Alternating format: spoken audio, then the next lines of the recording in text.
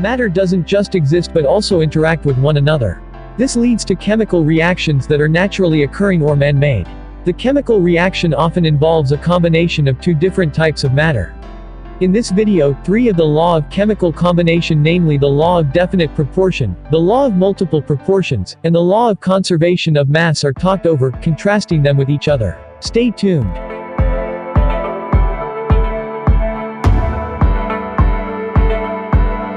You bought a drinking water labeled Absolute, while your friend's favorite drinking water brand is Wilkins.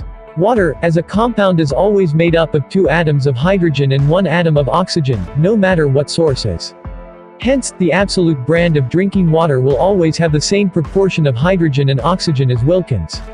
Thus, whatever the source of the same compound is, it always has the same composition of its constituent elements in the same proportion by mass. This law of definite proportion was demonstrated by the French scientist Joseph Proust. This law is also known as Proust's law.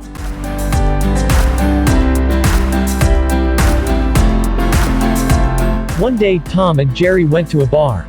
Tom ordered the bartender, "Can I have H2O?" Then Jerry said, "I want H2O too."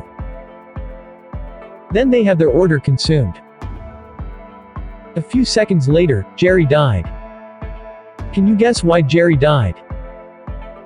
That was an old chemistry joke that actually reflects the law of multiple proportions. It says that elements can combine to form more than one compound.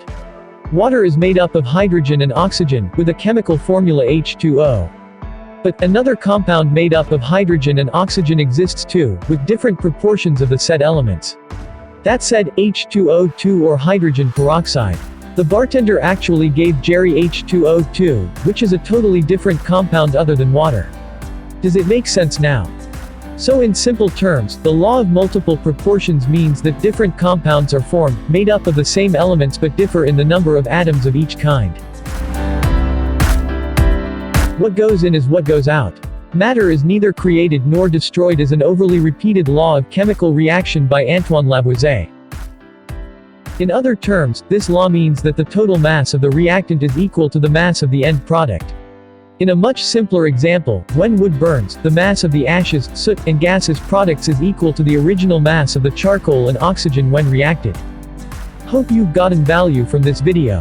Gently hit that like button if you enjoyed watching.